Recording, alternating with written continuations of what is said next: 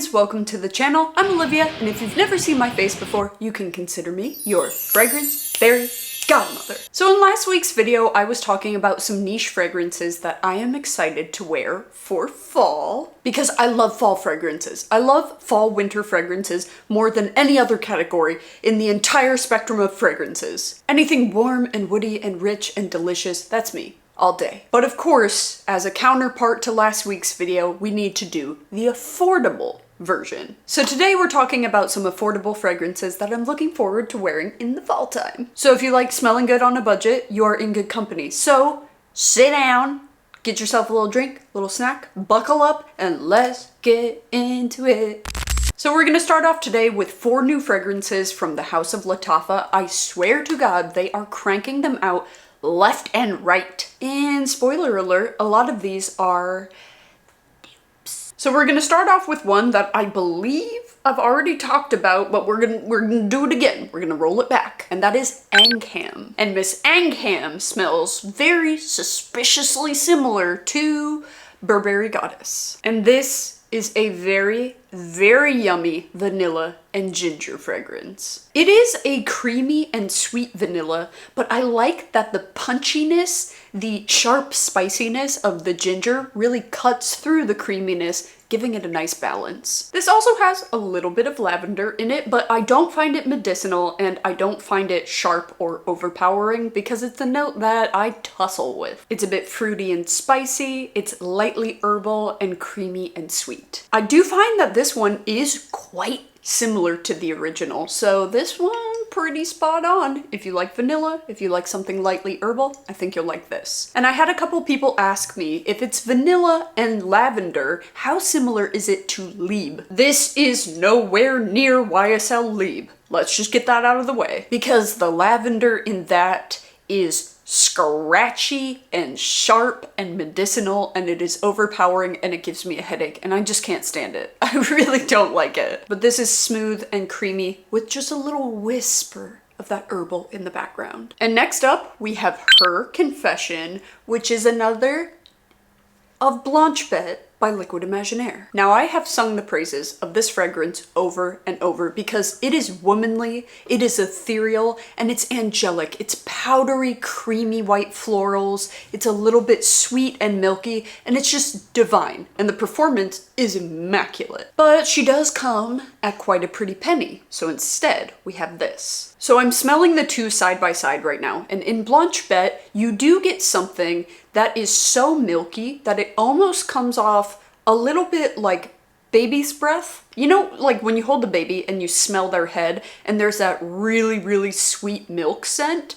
It can be a little bit overpowering to some, so that's more apparent in Blanche Bête, whereas I find it less apparent in Her Confession. But I'm still getting the same creamy, milky, floral powderiness that I'm getting from the original. So this is definitely similar. I wouldn't say quite as similar as the last one, but we're 85 to 90% there. It just feels like a slightly more sheared out version than the original. So if the original was a little too dense for you, go with this bad boy. And the next one is called Peace and Love. And as I was trying this out, it was reminding me of something, but for the longest time, I could not put my finger on it. And then it dawned on me that it smells somewhat similar to Sway Malacroix by Dries Van Noten. I hope I said that correctly. I know I didn't, so don't come for me. Now this is one that I would say is within the same family, but I would not call this one a dupe. Because the original is a very unique, very interesting scent to me because it's a mix of fruits, florals, and chestnut. So you're getting a warm, roasted, nutty quality from the chestnut, you're getting a rose, and you're getting some sweetness and a little bit of greenery coming from some black currant. Also, a nice bitter, earthy depth coming from a cacao. And Peace and Love has similar notes. So you have the black currant that's giving a fruity, slightly green, viney sort of scent in the beginning. But instead of a chestnut, you are getting an almond.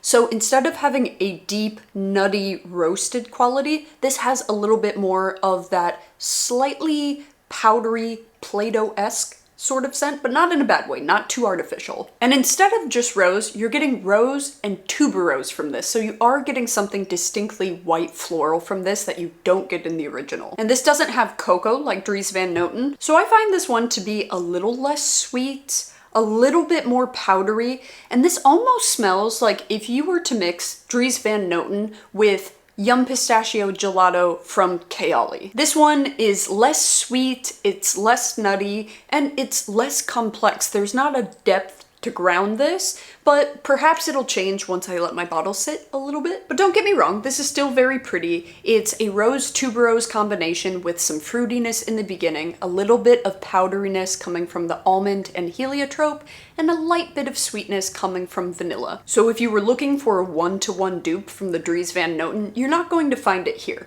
Beautiful scent, just not a perfect dupe. And lastly is Artisan Ethnique. And this is going to smell incredibly similar to Sugar Addict by Born to Stand Out. So Sugar Addict is actually marketed as a fragrance sweetener. So if you had something that's a little too woody, a little too dense, you put a little bit of this bad boy on top of it and it sweetens it up. But on its own, it's a beautiful fragrance. You could wear this alone anytime. It smells like a caramel, cinnamon, creme brulee, crunchy sugar top of a dessert. And this one is so similar, but it's actually stronger. Now, don't get me wrong, I love Born to Stand Out, but this is a lot more affordable and it is very strong and extremely similar. So if you want something that smells like a burnt sugar coating on top of a really rich, decadent dessert, I think you would like this. And this would act as a fabulous fragrance sweetener, but you could wear it on its own. So that's all I've got from Lattafa, but I do have a few more dupes that I want to reach for during the fall. Starting with a few from Finery, let's start with Mysterious Nomad. And this is going to be very similar to G Water by Byredo, which is such a beautiful, everyday, fresh scent that comes off very woody, a little bit citrusy, with a little bit of spicy, peppery kick. This is for woody fragrance lovers because this is a very dry wood that to some people who do not like woody fragrances is almost going to come off a little wood chip-esque. Not to me, but I've heard it before. You've got a nice spicy little tickle coming from black pepper, and you have a juicy, refreshing quality coming from bergamot. Smells like a really expensive hotel lobby or a really bougie spa. Perfectly unisex, little bit of sweetness in there, but overall is a dry, woody, aromatic scent. And next up is Pistachio Please. And this is going to be very similar to the Sol de Janiero perfume. And I think that this is going to be a really good transitional scent from summer into fall because you have a salted pistachio and you have a milky, creamy vanilla with a warm roasted tonka bean. So there is something summery about it, I think because of the saltiness coming from the pistachio, but because of that creamy, milky warmth coming through the base, this is very edible and would do really well in hot to cold weather. This is so creamy. If you haven't tried this and you have a Target near you, at least give it a little sniff and tell me what you think because I think this is a very, very good scent for the price. And the last dupe I have for you is Citrus Tea by Dossier, and this is a dupe of my all-time favorite scent, Thé Noir by Le Labo. Oh my god, that scent is so sexy. I have worn it for years now and I never get tired of it because it's a dark black tea with bay leaf, it has tobacco, it's androgynous and mysterious, and it's just, you smell hot. That's it. There is a darkness, there is a dry earthiness coming from it. There's not a lot of sweetness, so I know people who really like gourmand fragrances probably wouldn't like something like this. But this is and remains the best dupe of Thé Noir that I have ever found. And I am a diehard for the original, but I rock with this, and I've rocked with this from the beginning. So if you want to smell like the mysterious, sexy neighbor that they write into romance novels, right here. Now this next one is from Dossier, but this is actually from their original collection, and this is Golden Rum and Amber. This is a very smoky, woody fragrance with a strong boozy component to it. I think for some people this is gonna be a little bit too much because it is very smoky. It is very dense, woody, almost balsamic, as if you have the sap dripping down the charred front of a tree that was set on fire, and then you threw booze on it. Kind of similar to By the Fireplace, but definitely not as sweet. This is way more alcohol dominant, but not alcohol in a rubbing alcohol sort of way, in a like a good scotch. I think it's fantastic, but it's not going to be for everyone. Now this is going to fare a little bit more towards the winter side of fall, but I want to wear it so bad. So I'll wait until a cool evening dawns upon us, and I will grab this bad boy and I will drown myself in it. And the next one is a shock, even for me, because it is the new Sabrina Carpenter scent. This is the cherry sweet tooth. I don't even remember what this one is called off the top of my head. And you might have seen a video where I was talking about the first two. Those first two Sabrina Carpenter scents, mark my words, are disgusting. I'm sorry, I hate them. I hate them. I hate them. That is no shade to anyone that likes them, but on my skin, they smelled like burning plastic. It smelled so cheap that I was so hesitant to even get this because I'm like, there's no way that they can redeem in my mind, but I was wrong. Now this is a super maraschino cherry sort of scent, so it is very syrupy. It's going to border on cough syrup, just a little bit, but not too much. It doesn't smell medicinal, it just smells like maraschino cherry juice. And it reminds me of Tom Ford's Lost Cherry a lot. Now it's not intended to be a dupe, and there's a lot of perfumes with that scent profile, but essentially it's a very sweet candied cherry with almond and a powdery warm vanillic base. But the reason that I don't call this one a dupe is because this one has a little bit of a boozy quality to it. Almost like if you took amaretto and mixed maraschino cherry juice into it. I'm smelling it.